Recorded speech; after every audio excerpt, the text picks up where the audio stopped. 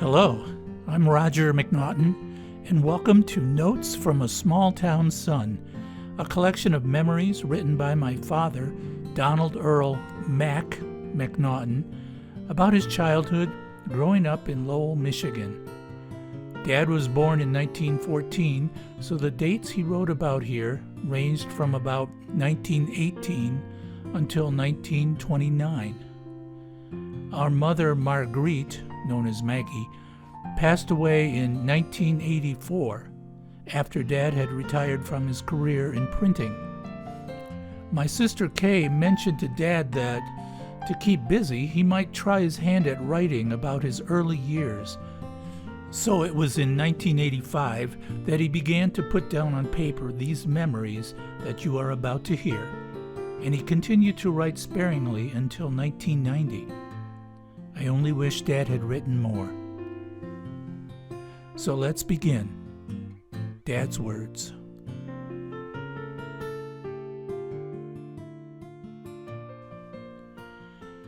January 25th, 1985.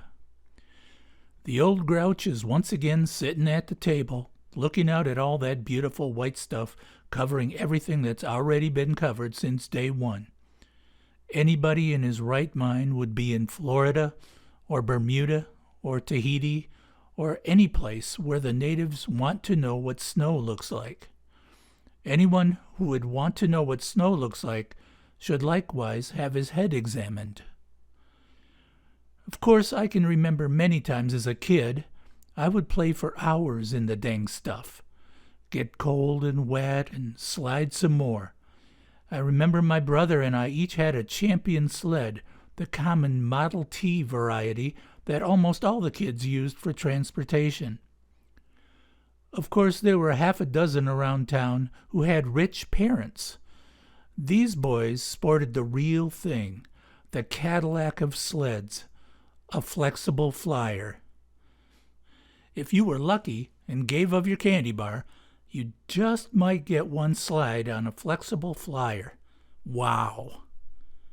You see, a flexible flyer was really so much more flexible than a champion. You could steer it so much more because the runners would bend further. You could buy a champion for about $4 or $5, but the Cadillac variety would set you back as much as $10 or $12, depending on the length of the sled. I never was much good on ice skates. I was a scrawny kid with weak ankles, and even if I could keep the clamp-on skates fastened to my high-top shoes, it was about the limit of my ability just to stand up on them. I had about the same limited success when it came to skiing. The set of old barrel staves that were my skis had the same ability to go backward as they did forward, with the result that I spent a lot of time traveling in one spot.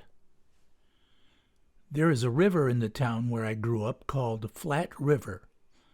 I have never learned why it was called Flat River. Every river I've ever seen was just as flat. Anyway, it divided the town into the east side and the west side. The school I attended after 4th grade was on the east side, and I lived on the west side. As with all rivers, flat or otherwise, this one froze over during the winter.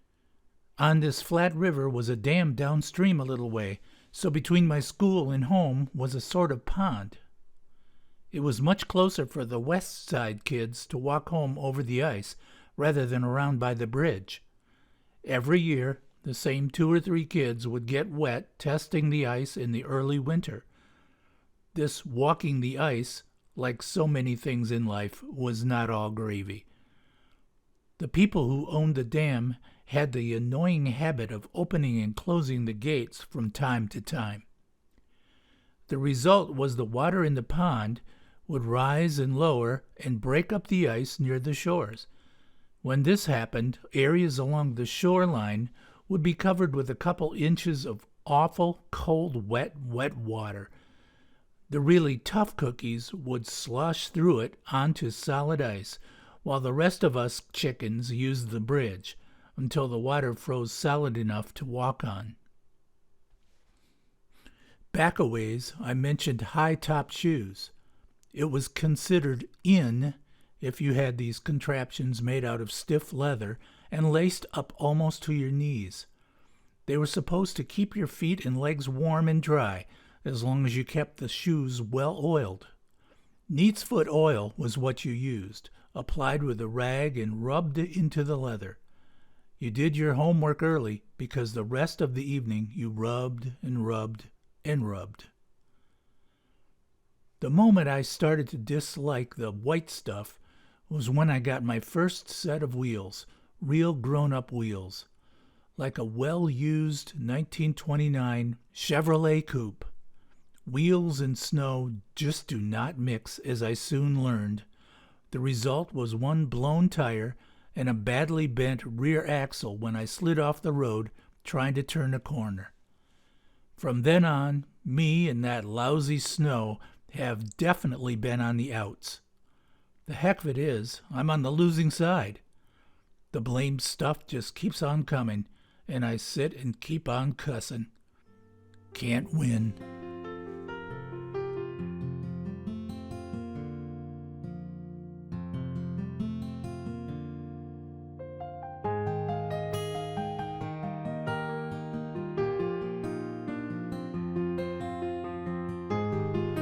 Monday, February 4th, 1985.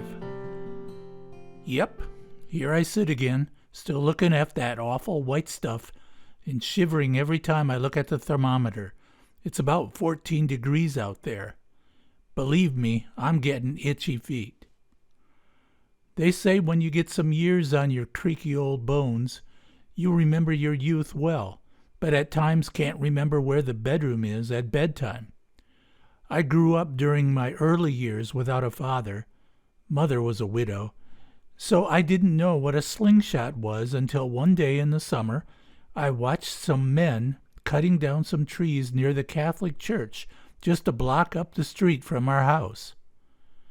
Soon there were boys from all over town swarming over the branches of those fallen trees. It was sometime later that I learned they were cutting crotches. What the heck is a crotch? It's a small piece of wood about 8 or 9 inches long that's grown in the shape of a Y. You attach strips of rubber to the top prongs and use the stem of the Y as a handle. A small stone was held in the rubber strips and pulled back as far as possible. When you let go of the stone, it would take off like a bullet and fly a country mile. The rubber strips were cut about 1/2 inch wide and 10 or 12 inches long from an old leaky inner tube. All car and truck tires in those days had an inner tube that held the air. Well, it was not very long before every old inner tube promptly disappeared from all 3 garages and gas stations in town. The best slingshots were made from truck tubes because they were heavier and packed more power. My slingshots were made from grade B notches and rubbers cut from bicycle tubes. I was well back from the front runners in this sport. Oh yeah, in order to be correct, each rubber was attached to a small piece of soft leather in which you placed your projectile. Now the very best leather was available in the tongue of your shoes. Many a mother in those days flung her arms up in despair to find that one or both of Sonny Boy's shoes was minus a tongue. Boy, them were the days.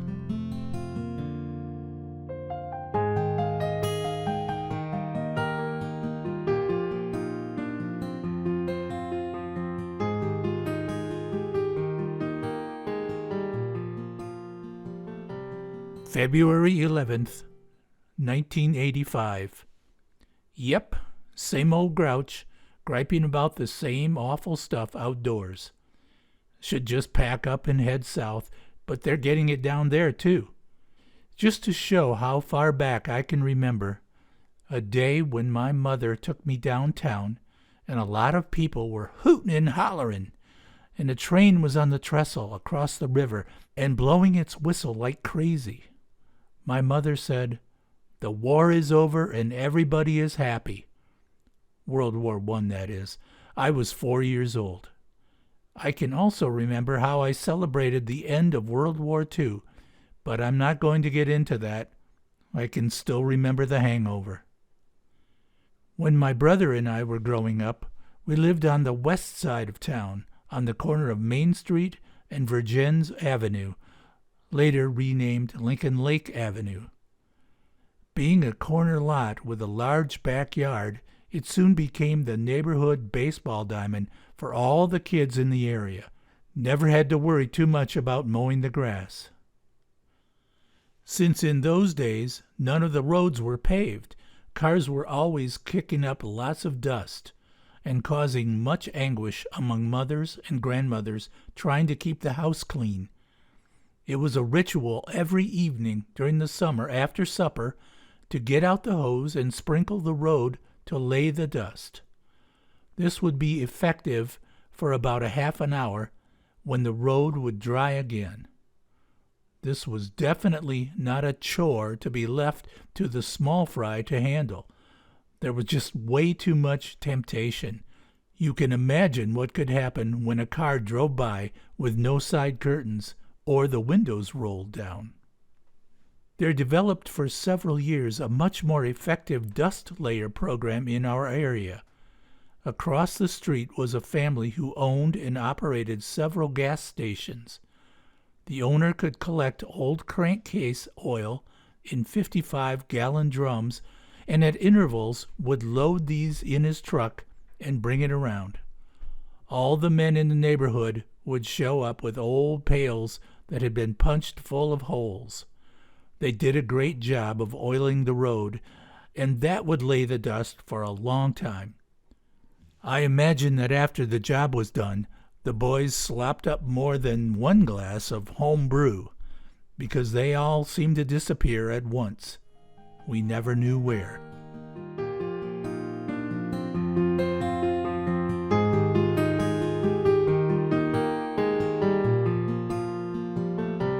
February 14th, 1985. There was one pastime I did manage to master rather well. It was the art of rolling a hoop. Maybe you have seen pictures of small boys dressed up fit to kill, rolling a great big hoop with an itty-bitty little stick to guide it.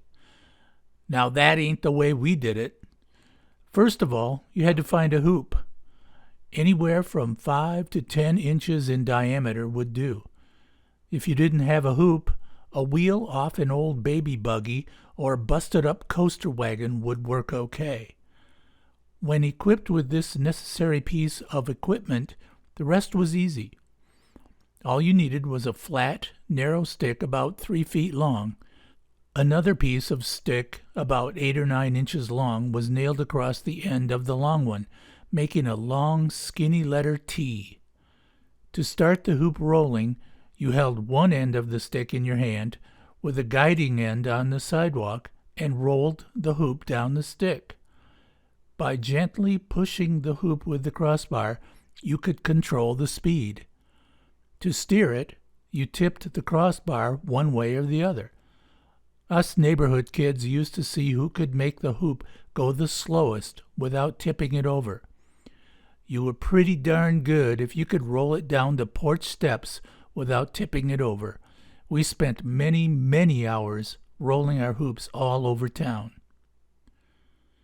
For a diversion, once in a while we would locate some large pet milk cans. They're still around today, the kind you punch a hole in the end to drain the can. If you laid the can, empty of course, on the sidewalk and stomped really hard, just right, the can would flatten in the middle and the ends would clamp around your shoes and stick there.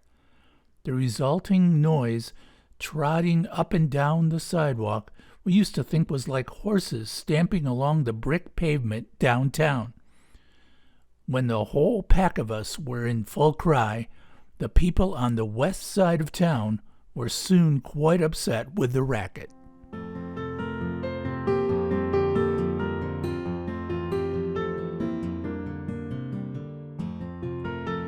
Dad must have taken a little bit of a break from his writings, like about 3 years or so, because the next post comes from June 5th, 1988.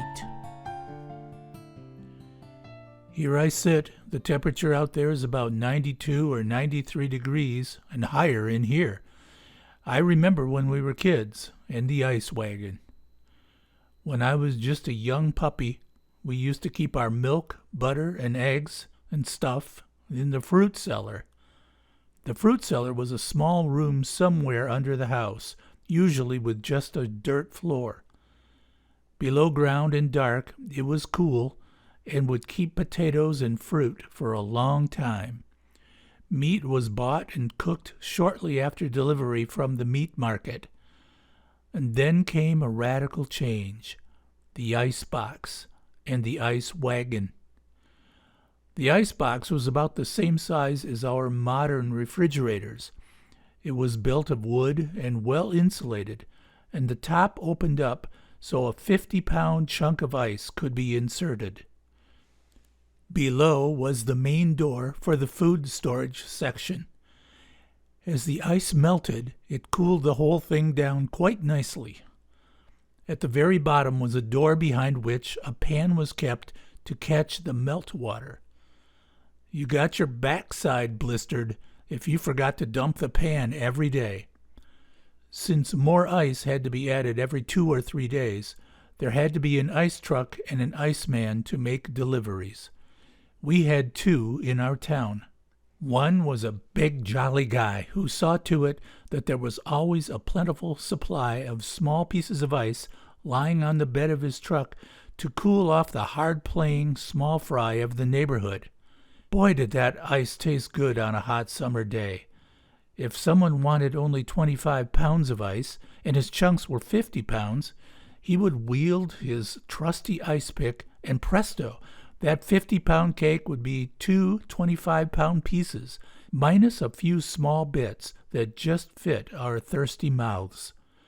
The other delivery man we steered clear of because he would not give us any ice at all. In fact, he would chase us away from his truck.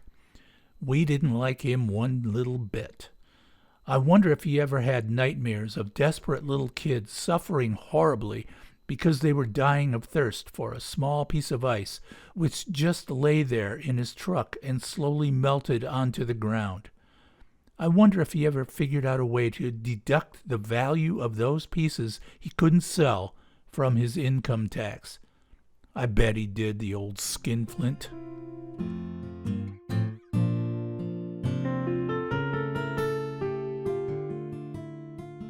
Up the street from us lived a chubby kid whom my brother and I became good friends with.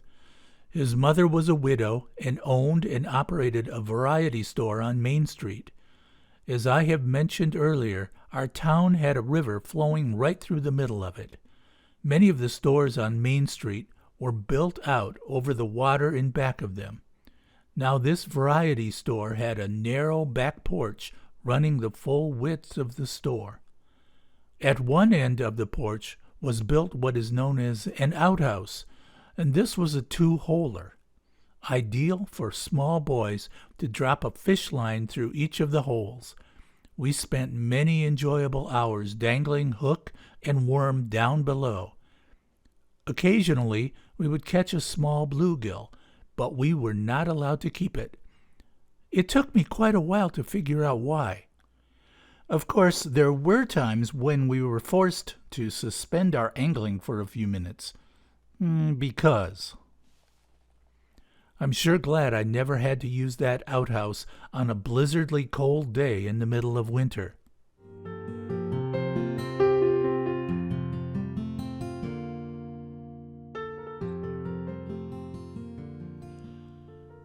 Oh yes, something else I remember.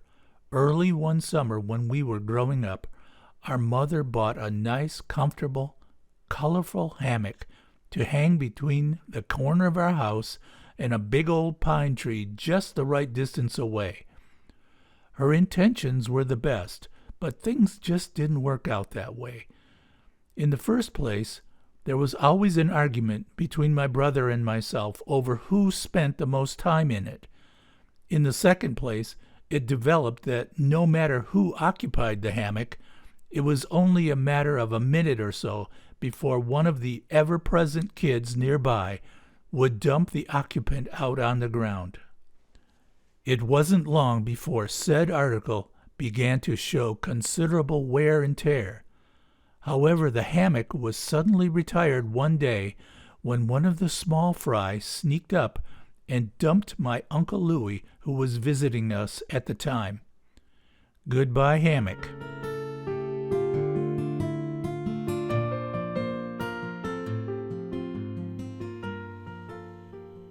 Just a few steps from our back porch was a small building about the size of a small one-car garage, which we called the woodshed, because that's what it was. In the front part was also the coal bin. It also was a catch-all for all sorts of odds and ends. I was quite young when I thought it was fun to play in there with matches, until one evening when I set a fire in there I couldn't put out. Very fortunately for me, a neighbor saw the conflagration and grabbed our garden hose and doused the flames with no damage to the shed. Boy, was I scared. I didn't use matches after that until I started smoking cigarettes many years later. Another memory. In our town, we had several grocery stores and some meat markets. Also, a couple of dry goods stores and drugstores, and a delivery wagon. This delivery wagon was a sort of homemade contraption that was covered with canvas. It had a door on each side and a small peephole in front, above two small slits for the harness reins to pass through to guide the horse that pulled it. The townfolk would call in their orders on the telephone to the grocery or meat market of their choice, and the delivery man would make the rounds of all the stores and pick up the various packages. If we caught him in a cheerful mood, he would sometimes let one or two of us kids ride with him for a block or two. Boy, what a thrill. Sometimes the phone orders would be too late for the morning delivery, so the plans for the day would have to be altered because the stuff would be delivered on the afternoon run. It was not uncommon for one of the merchants to send a clerk up the street for a spool of thread from the dry goods stores to be included in the order.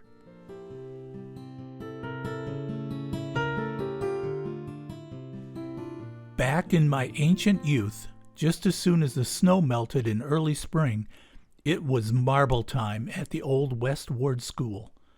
Now, the way we played marbles was not the same as the real kneel around in a ring variety. No, sir, we did it different. Every boy carried either a cigar box or a cloth bag with a drawstring. We carried a supply of pretty glass ones of various sizes, and sometimes 2 or 3 shiny steel balls. The glass marbles were called glassies, and the steel balls were steelies. We also carried a number of plain old clay ones we called megs. Before school, at recess, lunchtime, and after school, we shot marbles. If a young buck was a little short of megs, he would offer up a pretty glassy or steely. He would set his prize in the dirt and draw a line some distance away and allow the kids to stand at the line and toss a meg at it. He would get to keep the megs that missed. This would continue until someone hit the glassy, whereupon he would claim his prize. If one of the boys got low on megs, he would build up his supply by this method. The active players usually had a large supply of megs or a collection of pretty glassies and a small amount of megs. Another way to play was to carry a cigar box with a small hole in the top. A particular glassy was offered as prizes, and the player would stand over the box and try to drop a meg through the hole. Well, anyway, we had a lot of hours of fun playing marbles.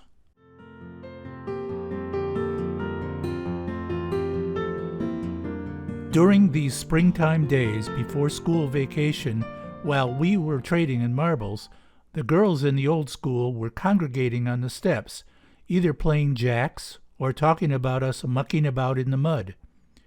Here I must describe the West Ward School. It was old.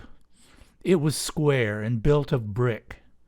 It had a half basement and was 2 stories tall, with real high ceilings on each floor. The entrance was reached by 4 or 5 cement steps that led to a wide cement porch at the front doors.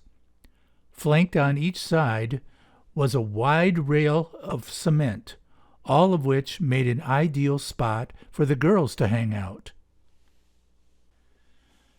At the very top of the school was a wide overhang on all sides. For some reason I never understood, this arrangement was to the liking of a large number of pigeons. Now, as you know, a pigeon is not at all fussy about where he goes to the bathroom.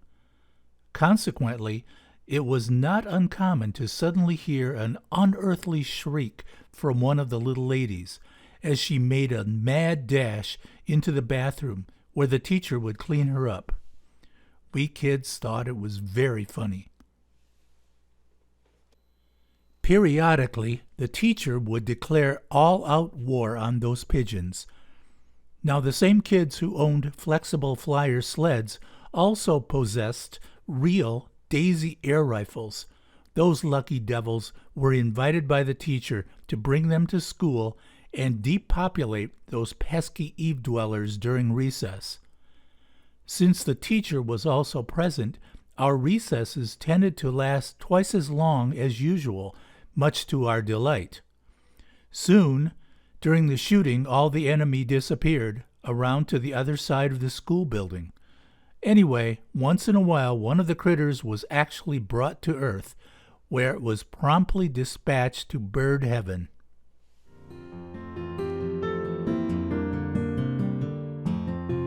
Much later. I wasn't very old when I first heard the word radio. That was a wondrous thing, which allowed a person to hear someone talking over in the next state or two without listening on the telephone. My older cousin had one that was called a crystal set. It was hooked up to a battery, and it had some kind of crystal and a stiff wire you used to touch the crystal. If you touched it at the right spot, you could hear someone talking. My cousin let me put on his earphones one time so I could hear it. Boy, what a thrill! The big grown-up folks had a much better radio, however. Those were much larger and had 3 big round dials on them. The dials had numbers around their edges, and by turning the dials, you could get several different stations at different dial settings. These big radios used a mess of electronic vacuum tubes instead of a crystal, and were much more powerful. Each radio had to be connected to an outdoor aerial or antenna. The higher and longer the aerial, the better the results. As time went by and us kids got a little older, we had to have our own radios, like a small one-tube job. These were available, usually used for about $3 or $4. For a few cents, we could buy some used aerial wire and some insulators and proceed to string an aerial, usually from a nearby tree, to the upstairs window of our houses. Of course, we would have to wait some time to earn enough money to buy a set of used headphones. Once we had them, all hell would break loose. You see, those old one-lungers had a terrible tendency to squeal as you tuned them, in the grown-up radios, that is. More than 1 or 2 of us were the recipients of telephone calls from our irate neighbors who were trying to listen to some fine music. Of course, it was always some other kid's radio that was causing the awful noise. Boy, them were the days. After them came girls, and then there were some changes, and how.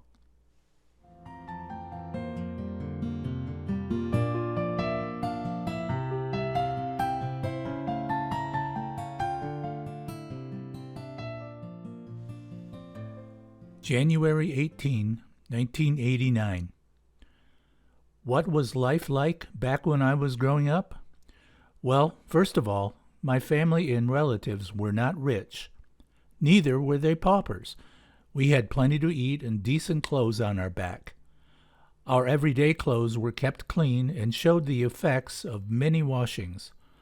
Then, of course, we had our Sunday clothes. No horsing around in those, mister. They were removed and carefully put away immediately after Sunday school. Our house was a wood frame structure, and in the winter months it was heated by a coal stove set up in one room of the house. Cooking was done on a big black monster kitchen range. This stove burned either wood or coal, but mostly wood. The firebox was at one end. In the center was an oven, and at the other end was a water tank called a reservoir. These three sections were all underneath the cooking top, which made the top quite large and roomy. If food needed to be cooked from scratch, it was set right on top of the firebox. Afterwards, other dishes were moved over the oven part, which would keep everything hot until served. If a pie or cake or two were to be baked, the fire was stoked up just right to heat the oven to the correct temperature. In our house, we had a large kitchen, and near the range was a wood box. This held the day's supply of fuel. It was my job every morning before school to fill up the wood box from the supply in the woodshed. Of course, about every other day, the ashes had to be removed and dumped on the ash pile way out in the backyard. This was in addition to bringing in buckets of coal for the front room heater, and of course cleaning out and dumping its ashes. This chore was usually done right after supper, after which was school homework. Oh yeah, we had plenty in those days too. In our house, the heating stove was installed in the sitting room. The parlor was where the best furnishings were, and was kept for entertaining visiting company. During the winter, our family lived mostly in the sitting room and the kitchen. The rest of the house got more than a mite chilly, especially the bedrooms. You didn't fall asleep right away because you were too busy shivering for the first half hour. Happy was the day when the coal stove was taken down and stowed in the woodshed. That meant spring had arrived. And of course the opposite was true when the time came to put up the stove come fall.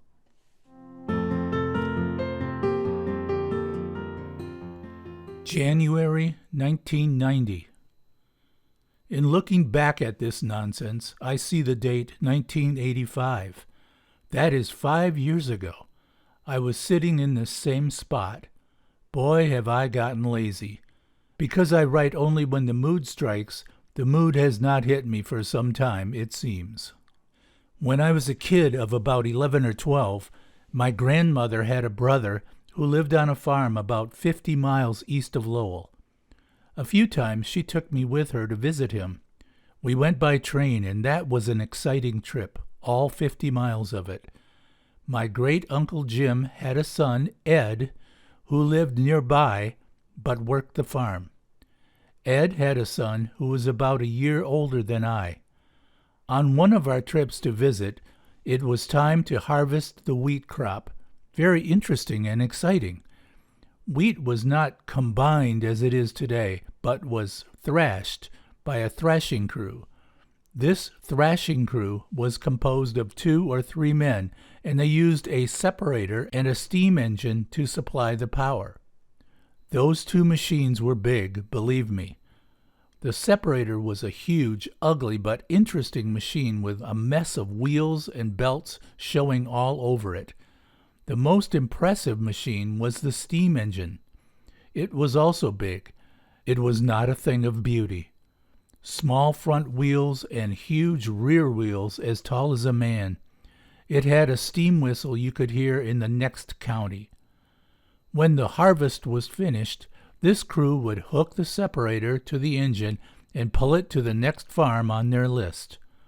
The speed on the trip was rather slow, about as fast as a man could walk. The wheels were simply wide, flat steel, and riding was tough. This harvest crew came to the farm the day before and set the separator near the barn and aimed a large steel pipe about 8 inches in diameter out over a patch of ground near the barn. The engine was put in place about 50 feet away, and a long, flat leather belt was installed between the large flywheel on the engine and the separator. Early the next morning, a fire was started in the engine and steam pressure was built up. During this time, a number of farmer neighbors arrived with their horse-drawn wagons and began loading shocks of wheat from the field. Loaded wheat would be brought to the separator and tossed into it. This machine would separate the wheat kernels from the plant and spill them into burlap bags on a wagon. The rest of the plant was blown out of the pipe to make a huge straw stack on the ground. To carry out this harvest of wheat required a fairly large number of people, and these people were neighboring farmers who all joined to help. As Ed's boy and myself were a little young to pitch wheat or drive a team, we nevertheless were expected to earn our dinner. Our job was in the granary where the wheat was dumped in a large bin. We were supposed to level off the pile and see to it that all corners of the bin were filled evenly. And then came dinner, and boy, what a dinner! A dinner for thrashers was an awesome array of good old farm victuals. We ate at the second serving until we were stuffed, completed with pie and ice cream. This meal was prepared and served by the wives of the farmer helpers. As you can see, all this I remember from a long time ago, so it was a pretty impressive moment in my life. Note: when I wrote the previous papers, I had 2 purposes in mind only. One of the purposes was simply for something to do to occupy my time. Since I am retired, I have a lot of it at hand. What follows may not be proper King's English, but since my education consisted of the usual public school and a smattering of first-year college, I am simply trying to do the best I can. The second purpose for the ramblings, that sometime in the future, my grandchildren, or maybe their children or grandchildren, might get a small kick out of what things were like back in the days when dinosaurs were not so extinct. That is, of course, provided this stuff has not been tossed in the wastebasket beforehand. Well, anyway, I have had the fun of writing it. Since I was born in 1914, the time period involved in the ramblings would be from the end of World War I in 1918 to about 1929, give or take a year or so. Those years were good ones, and I enjoyed them, and I certainly do not look back at them with any regrets.